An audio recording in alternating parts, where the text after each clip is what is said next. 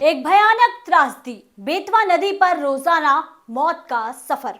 एक ऐसी धरती जो वीरता और शौर्य की गाथाओं के लिए जानी जाती है, लेकिन आज यहाँ के कुछ गांववासी अपनी जिंदगी के सबसे खौफनाक परीक्षा से रोजाना गुजर रहे हैं। इस छोटे से गांव में बेतवा नदी पर सफर एक खौफनाक रौद्र रूप जैसा है, मानो हर कदम मौत को दावत दे रहा हो। यह नदी जो बरसात के मौसम में अपने पूरे उफान पर होती है, ग्रामीणों को रोजाना मौत से जंग लड़ने पर मजबूर करती है। यह बात है झांसी के छोटे से गांव परिचा और उज्जैन की, जहां लोग अपनी जरूरतों के लिए इस भयानक नदी को पार करने के लिए मजबूर है।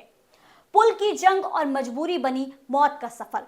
झांसी मुख्यालय से करीब 20 किलोमीटर दूर बसे इन गांवों में कोई पक्का पुल नहीं है। सालों से शासन और प्रशासन के वादे कागजों पर दम तोड़ते रहे हैं। नतीजन गांववासियों को नदी पार करने के लिए नाव का सहारा लेना पड़ता है, चाहे पानी का बहाव कितना ही खतरनाक क्यों ना हो। सुबह बच्चों को स्कूल भेजना हो, पुरुषों को रोजगार की तलाश में शहर जाना हो या किसी मरीज को अस्पताल पहुंचाना हो, सबको इस खतरनाक सफर का सामना करना पड़ता है। बरसात में बेतवा का खौफनाक रूप।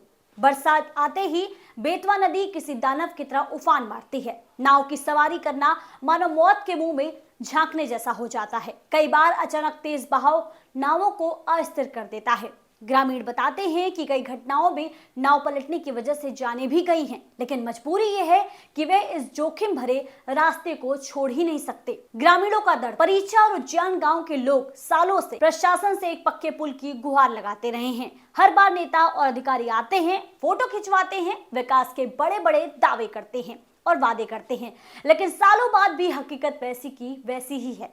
भैया क्या नाम है? अखिलेश तिवारी। अखिलेश जी, इस वक्त आप पारिशा के इस बेतवा के किनारे पे खड़ा हूँ। जिंदगी का सफर कैसा महसूस हो रहा आपको? तो आप ये देख लो, आप खुद खड़े हो यहाँ पे, देखने में कितनी आपको खुद लग रहा होगा। हम क्या बोले, आपको खुद लग रहा होगा। यहाँ पे देख लो ना आप। इस रास्ते से आने जाने में कभी डर नहीं लगता? क्यों नहीं लगता है ऐसा? देखें कहाँ से निकले, मतलब। अच्छा, कहाँ से निकले?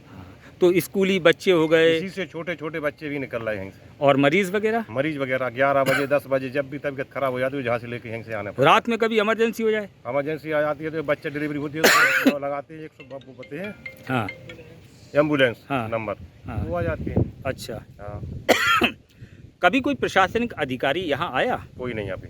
जनप्रतिनिधि, कोई सांसद, विधायक? कोई नहीं, कोई भी नहीं। और इस समस्या के लिए कभी किसी ने कोई आवाज भी नहीं उठाई? अरे उठाते हैं तो ले जाते हैं। मतलब एक बार मऊ विधानसभा से पप्पू सेठ आए थे, उन पीपा होल्डर आया था बस।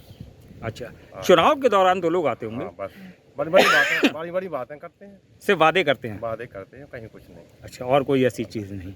मतलब आपकी समस्या जो है आपकी पैदाइश से लेकर अब तक जस की तस मतलब है। इतनी 40-50 साल की उम्र के हो गए, अब यही परेशानी चले जा रहे हैं। अच्छा, ठीक। ग्रामीणों का दर्द छलकता है जब वे कहते हैं, पता नहीं कब वो दिन आएगा, कौन सी सरकार हमारे दर्द को समझेगी और यहाँ एक पक्का पुल बनाएगी। क्या हमें ऐसे ही मौत के सफर से गुजरते रहना पड़ेगा? बच्चों की शिक्षा पर असर। छोटे छोटे बच्चे जो सपने लेकर स्कूल जाना चाहते हैं, अक्सर नदी के खतरनाक बहाव से डरते रहते हैं। कई बार नाव न चल पाने की वजह से वे स्कूल नहीं जा पाते। ये समस्या न केवल उनकी शिक्षा बल्कि उनके भविष्य पर भी भारी पड़ रही है। शासन की नाकामी पर सवाल। विकास के दावे करने वाली सरकारों के लिए ये स्थिति एक काला धब्बा है। क्या 21वीं सदी के भारत में भी कोई ऐसा इलाका हो सकता है जहां आधा किलोमीटर की दूरी तय करना मौत को दावत देने जैसा हो? क्या इन गांववासियों का जीवन इतना सस्ता है कि इनके लिए पुल बनाना भी असंभव सपना बन गया है? आखिरी उम्मीद। ग्रामीणों की आखिरी उम्मीद अब मीडिया और जनता की आवाज है। अगर इस मुद्दे पर भी सही समय पर दबाव नहीं बनाया गया तो ये मौत का सफर आने वाले पीढ़ियों को भी निगलता रहेगा। ये कहानी केवल झांसी की नहीं बल्कि उन हजारों गांवों की तस्वीर है जो विकास की रोशनी से अब तक भी वंचित हैं। बेतवा नदी का ये दर्द न केवल गांववासियों की मजबूरी है बल्कि शासन और प्रशासन की लापरवाही का खुला प्रमाण है।